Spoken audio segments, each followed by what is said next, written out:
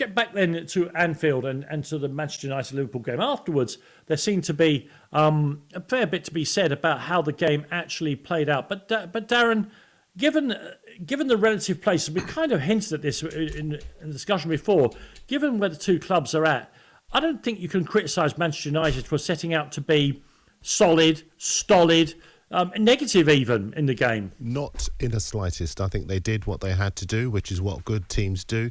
And if you look further up the food chain, if one of the top teams in the Premier League were to go to one of the top European teams that had superior scoring quality, they'd probably do something fairly similar and make sure that they could stop the creative talents in the opposition from doing what they do best. I think there were all sorts of signals that came out from that performance from United for me. And given where they are, given the pressure on the manager, given the criticism that they've had, given the run of form, they'd lost 3 of their previous 4 games, I was impressed actually with the application and the appetite and the willingness, even right down to Dallow's anger right at the end, because this lineup, to me, they looked as though they cared. What I would want to see after that is the same sort of performance against lower calibre opposition. Because that's what they're lacking, that consistency. They can do that one week, but they've become a team that you can't trust. Yeah, you're right, but I've got to interject. Did you say admire or like, whatever you used, their application and appetite? The reason you like it is because you haven't seen it. The fact that we're actually saying it was good to see that tells you everything you need to know. 100%. That's how bad they've been, and that's how far away in the distance they are from success, because we're applauding basics. Now, I agree with you, by the way, absolutely no reason to go toe for toe for Liverpool. Make it scrappy, make it horrible, get a result and build from it. But I think what came after could have been dealt with a bit better. I think Keano went too far, saying arrogant. I think he was naively honest. It was always going to provoke. But I was saying to Darren earlier, Dan, when we first started getting joy against United under Houllier, they would have benchmark. You know, I actually looked at one of the games earlier, and we went to Old Trafford. We beat them 3 times in 4 seasons, if I remember. No, in fact, we only lost 1 in 5. Drew 1, won 3, and 2 of them, Fergie came out after and started whinging about the way we played and how negative we were. It's just normal. Absolutely. Yeah. It's normal. It's just someone will always have a whinge. One of the players... I remember going to Anfield and getting a 0-0 with Fulham, and I don't think Liverpool had a shot on target. And one of my good mates, Carragher, said to me on the way in, he said, "That's a disgrace how you played today." And I was laughing my head off, because I said to him, "What the hell do you want me to do? Absolutely. What do you want us to do? Go toe for toe with you at Anfield and come away with an hiding?" So I think Verge maybe in an ideal world might have said it a bit differently, but he's just a bit frustrated. I think he's we see it every week. Yeah, absolutely. And I did enjoy Roy Keane reminding Liverpool that they'd won 1 title in 30 odd years. I'm sure they're perfectly aware of that fact. They don't need him to tell them. But Danny, what it is, you know, it's one of the most common games that you see in professional football, where one team sets up very defensively, and whether you call it the bus or the low block, there's always a new name for it. How do teams train? How would Liverpool have prepared themselves, knowing that that's what Manchester United were going to do? And let's be fair, Evans and Varane are not in the first flush of youth, but a pair of warriors, and they really liked the game, didn't they? They enjoyed the game. Well, Varane was absolutely outstanding. Oh, wasn't he? I mean, the training wouldn't change. You're always trying to be creative, movement, numbers in the box, good crosses, pullbacks, good runners in behind, all varying your play, switching the play quickly, through the lines, everything. Mix it up. Mess them about, move them about, keep probing, keep on concentrating as long as you can, because they will slip up. Yep. And Liverpool got in a couple of great positions where they shot when they should have passed. They had overloads. They missed headers off set plays that looked easier to score. And the longer the game went on, the more you thought they're not going to do this today. And the other thing I think that helped United a little bit, and I don't blame Klopp's in-game management's been great recently, and they've turned results around because of it. But he made a change, didn't he? When I think it was because of the Gravenberch injury, if memory serves me well, and he ended up putting Salah up top through the middle with Darwin Núñez and 2 in midfield, and it opened up the game for United a little bit, and it didn't work as well.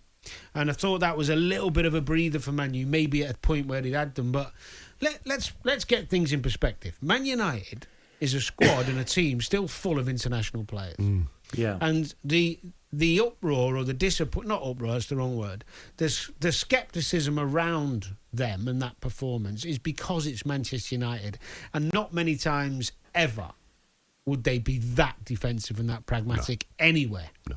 So it's an indicator of where they're at.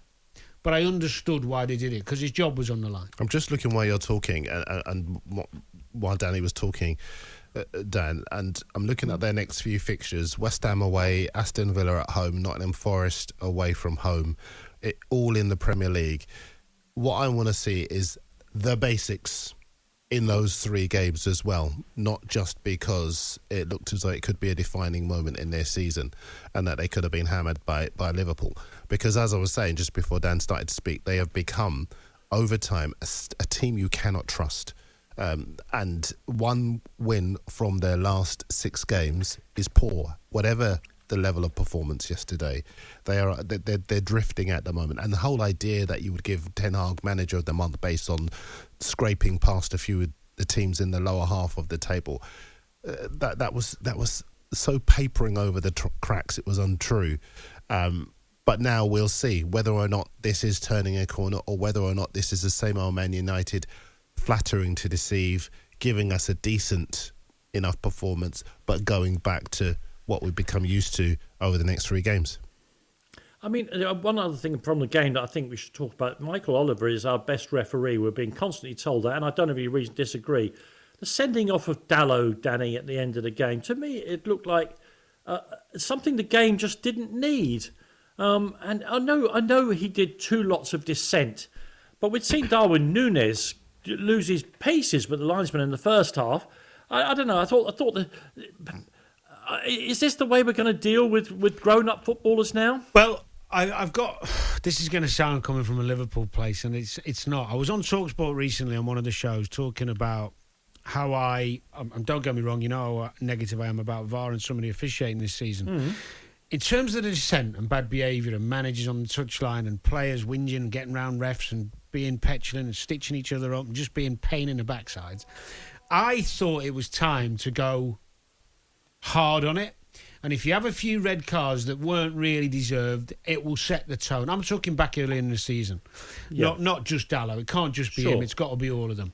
And I think there's been a little change in the last week or two where they are really getting after dissent. And I know it means that the comparisons will come. Well, he didn't get one and he did. I get all that. Of course. But if the bar now is changing for the better, it's going to have a long-term benefit. And if it means 4 or 5 players in the next 2 or 3 weeks get silly reds, fine, because it will change behaviour. I mean, I was a petulant, dissentful pain in the bum. And especially when I was captain, you get away with it more. And I look back now and think, oh, you know, I'd have had some reds. I would have had some reds. But I tell you what, if you'd have told me, or if I'd have got a red because of my mouth, it wouldn't have happened again, because the worst thing for me in the world is missing games. And most players, irrelevant of the selfishness and the bubble footballers live in, and we've all been there, most footballers are hurt the most when you pull them out of playing. And dissent will subside, not go, but it will subside if you keep seeing the situations with Dalot being punished. Okay. Do you know, I actually thought I was going to disagree with you on this subject, but I don't. I totally agree. And I've said many times when I've been watching football at home and players have surrounded referees, if referee just one day just went, bam, yellow card for you, yellow card for you, it would stop. Because he'd get I remember watching Colino and everyone said, best referee in the world. But when football used to be on Channel 4, the Italian football, and used to watch it, the players were terrified of him because he took no prisoners. And if you did try to surround him, he was at you and he would book you. And I think so many players in this country take liberties. Peter Walton is in the paper, ex-referee, he's a broadcaster now, he's in the papers today giving his analysis, and he talked about a couple of occasions where he was in an identical situation to Michael Oliver, and he said, I didn't give as many yellow cards as I should have done, and I was wrong, and I should have done that. And I think if we all want to see that respect for the referees continue or go up, and we don't want to see players surrounding referees or showing that dissent, I'm bang with you.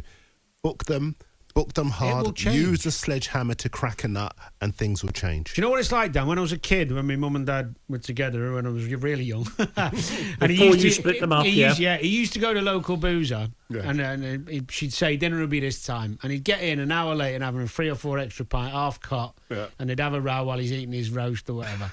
And then she said to him, "Do that again. If you're not back on time to eat with me, it'll go in the bin." Yeah, too right. Or in the dog. And the next time he did it, it was in the dog. The dinner was gone. And next time he turns up on time, 2 pints less, 3 pints less. Oh, it's a tough school, the Murphy household. You learn your lesson. Okay. I thought Dallow was an idiot to have a second go at the referee, but... It was for the fans, Dan. He's near the fans. He's trying to show how much he cares. He'll learn his lesson. Look, but he had a point. The throw-in was actually wrongly awarded. It was, and I felt for him on that one. He was, and there's someone on here saying, on a text, saying by that standard, Nunes should have had a red. Yes, the answer is yes. There isn't any whataboutism. Yeah, Nunes committed a foul, kicked the ball away, and had a go at the linesman. And that's the problem. You're going to need consistency. But the consistency is the key.